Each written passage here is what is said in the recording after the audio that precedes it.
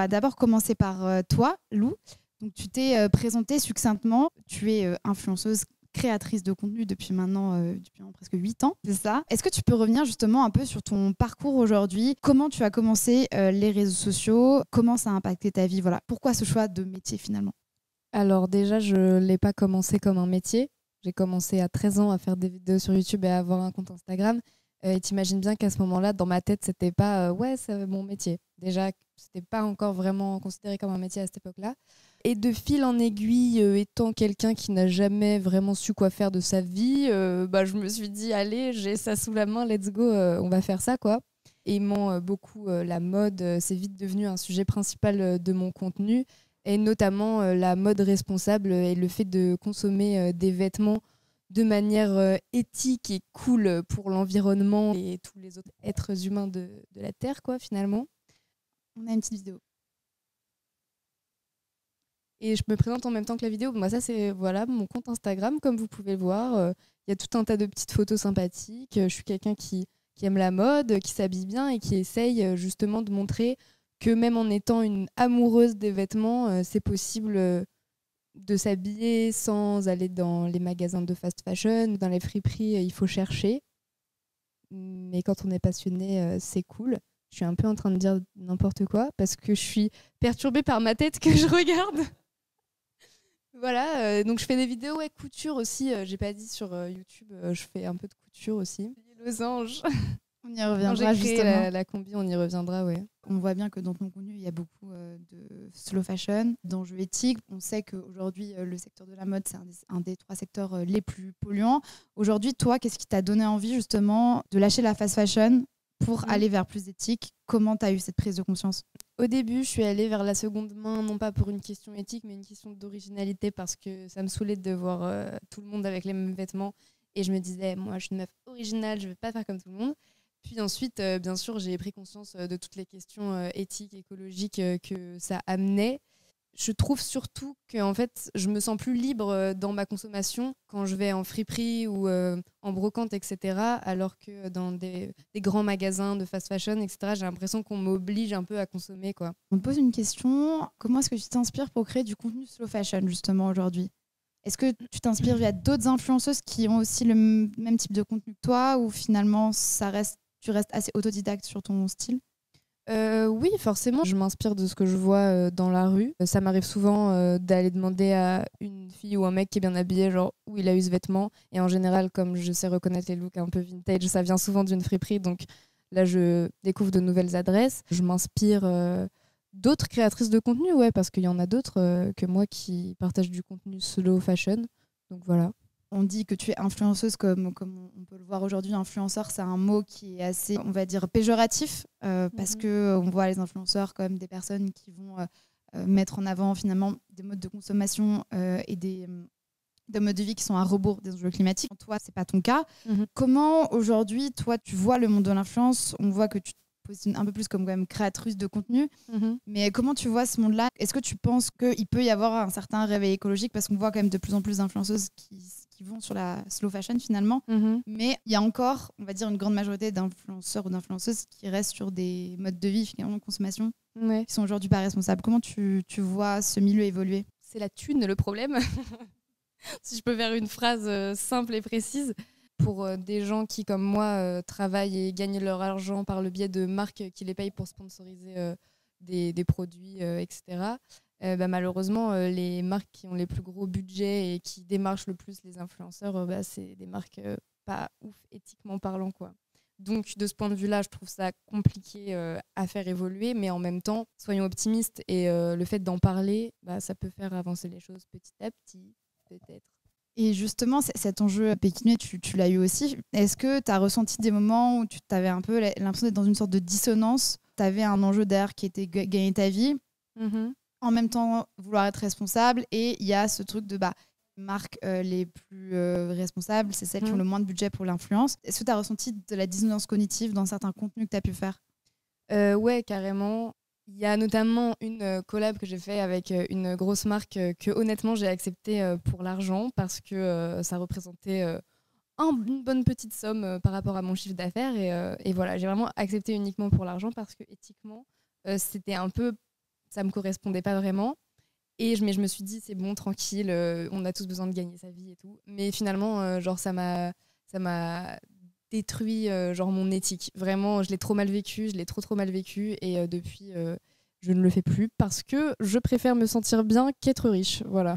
Et aujourd'hui, tu arrives à t'y retrouver, même Ouais. si t'acceptes plus des marques très grosses? Oui, bah du coup, j'ai moins de propositions de gros budget. Enfin, j'en ai toujours, mais je les refuse. Et j'arrive à m'en sortir quand même, quoi. Et puis, je préfère du contenu qui me ressemble et qui ressemble à mes valeurs plutôt qu'un truc que j'ai fait à contre-cœur, quoi. Et je l'ai très peu fait, mais la seule fois, c'est une grosse fois où je l'ai faite, vraiment, j'ai pas du tout apprécié ce que ça me faisait. Alors, on a plusieurs questions. D'où viennent les vêtements que tu portes aujourd'hui? Où les achètes-tu de façon générale? Donc, tu l'as un peu dit, dans les fripes, dans Vinted aussi, j'imagine. Vinted, pas trop. Moi, j'aime bien le physique, genre toucher les vêtements et tout. Du coup, tout ce qui est... on peut citer des marques. La régie, on peut citer des marques.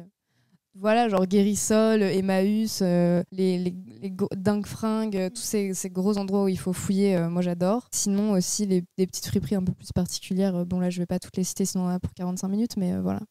Ok, et on a une autre question qui est intéressante, c'est est-ce que tu arrives à voir si ton message a de l'influence, notamment auprès de ta communauté? Est-ce que tu penses que tu arrives à finalement passer des messages sur les changements de consommation? Oui, mais comme j'en ai déjà parlé avec plusieurs personnes, on a quand même une communauté qui nous ressemble et je pars du principe, enfin je pense, et en voyant les retours de ma communauté, que je prêche un peu des convaincus. Peut-être des fois j'apporte des nouvelles alternatives et des nouvelles manières de consommer dont les gens n'avaient pas forcément conscience, mais dans l'idée, j'ai plutôt une communauté qui est quand même aussi dans cette démarche-là, donc ça a de l'impact, mais pas forcément toujours auprès de ceux qui en auraient le plus besoin, quoi. Et ça, malheureusement, c'est l'algorithme d'Internet qui ne nous le permet pas. Et si on sort un peu des réseaux, est-ce que tu as eu l'impression que tu as pu être actrice dans la prise de conscience dans ton entourage? Ah ouais, ça ouais, par contre. Rien que pour le tri chez ma mère, par exemple, genre je me suis vraiment énervée pour que ma mère trie à une époque parce que j'étais en mode mais c'est pas possible, je peux pas moi porter des messages et tout comme ça sur Internet et que ma propre mère genre ne trie pas ses déchets. Mais depuis, tout est arrangé. Donc voilà. Maman, je te vois. Et puis après, non, ouais, même mes amis qui sont ou qui étaient des consommateurs de fast fashion, j'essaye toujours de les raisonner. Rien qu'en, par exemple, faisant des propres friperies dans mes vêtements. Enfin, je sais que mes deux meilleurs amis, par exemple, je leur dis, au lieu d'aller acheter des fringues, venez regarder les vêtements que je mets plus et je vous les donne, tu vois. Et je fais ma propre mode circulaire.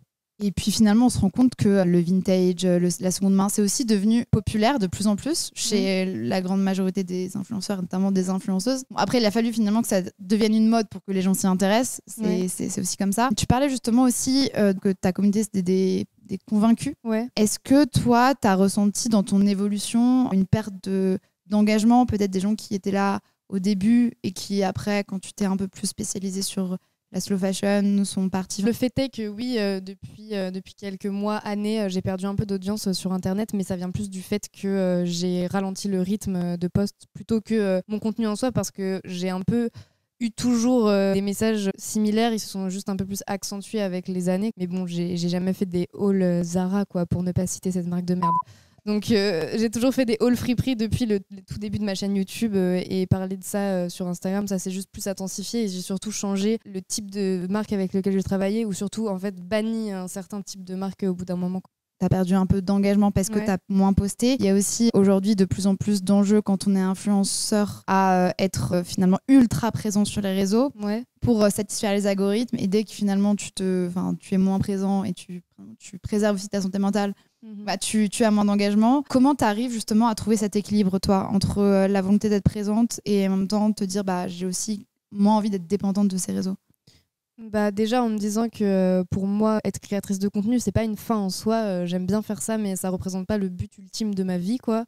Donc déjà ça me permet de prendre beaucoup de recul. De deux, je me contente de ce que j'ai aussi et je trouve que l'audience que j'ai permet de faire passer des messages ou d'inspirer. On va prendre une autre question. Comment tu penses qu'on peut aller au-delà des cercles vaincus, notamment sur les réseaux? En s'immisçant dans du contenu de personnes qui ont une communauté de gens pas convaincus. Mais du coup, c'est vraiment pas du tout l'exemple de ici, là, parce que là, tout le monde est convaincu par la même chose. Mais si un jour j'arrive à m'immiscer dans du contenu de personnes qui ont une communauté de gens pas convaincus par les initiatives écologiques, et ben là, ce serait un gros pas, quoi. Et finalement, est-ce qu'il n'y a pas un enjeu aujourd'hui que les influenceurs entre eux s'influencent vers de la consommation finalement plus responsable? Les enjeux de transition écologique quand même intègrent de plus en plus les stratégies d'influence, ou en tout cas font de plus en plus partie des réflexions de certains influenceurs. On peut citer une des premières sur ces questions-là qui était Enjoy Phoenix, qui n'a pas forcément été suivie par beaucoup d'influenceuses quand elle a voulu justement arrêter certains partenariats et la promotion de la surconsommation. Est-ce que tu penses que si finalement il y a un grand mouvement au sein des influenceurs, on peut arriver à une influence plus responsable in fine? Ou c'est un milieu qui finalement l'argent triomphera un peu toujours? Oui, c'est ce que j'allais dire. C'est que je sais pas si des influenceurs peuvent influencer d'autres influenceurs à faire de meilleurs partenariats et à influencer de manière plus verte, on va dire. Parce qu'il y a ce putain de facteur argent, pardon pour le gros mot, qui motivera toujours un peu plus certaines personnes, quoi. Alors, il y a une autre question. Est-ce que tu vois que le sujet de la responsabilité environnementale et sociale s'étend autour de toi avec d'autres influenceurs, influenceuses que tu peux connaître? Est-ce que vous échangez ensemble? Il peut y avoir des influenceurs qui montrent, qui se posent les questions environnementales et tout. Mais ça peut être un truc très de surface. Ça veut dire que si en story, quelqu'un peut dire oui, alors telle initiative écologique, c'est bien et tout, mais que cette personne continue à faire genre des partenariats qui sont pas du tout en accord, je trouve ça un peu inutile, quoi. Mais bon. Oui. Il y a un enjeu aujourd'hui qui est très compliqué, c'est-à-dire qu'on va demander aux influenceurs de s'engager, d'autant plus intégrer les enjeux de transition écologique dans leur contenu. Mais il y a forcément une période où ils ne seront pas cohérents parce qu'ils ne peuvent pas changer du jour au lendemain. Et c'est à quel point on accepte cette incohérence et à quel point elle dessert ou non le propos écologique. Et c'est vrai que du coup, ça peut aussi faire écho à ton expérience où finalement un influenceur qui veut commencer à changer, il va être dans une certaine dissonance cognitive parce qu'il va continuer à accepter certains partenariats pour justement garder son niveau de vie. On va revenir un peu sur ce que tu fais sur les réseaux sociaux. Aujourd'hui, est-ce que tu as des projets? Est-ce que tes projets ils sortent un peu des réseaux? Est-ce qu'il y a des choses dont tu peux parler Les projets que j'ai en dehors des réseaux sociaux, c'est souvent basé autour de la mode et de la création parce que c'est un kiff. J'ai notamment créé une combinaison cet été avec la marque Losange. Simon, le représentant de la marque Losange, ici présent. On y reviendra juste après. Sinon, en ce moment, je suis en train d'imaginer une collection avec la Friperie Compile Store qui ont aussi une gamme d'upcycling dans leur boutique. J'aime bien bosser avec des marques d'upcycling pour, encore une fois, essayer de dire « Hey oh, regardez, avec ce qui existe déjà, on peut faire des vêtements cool. » Et Simon en parlera mieux que moi, d'ailleurs, je pense.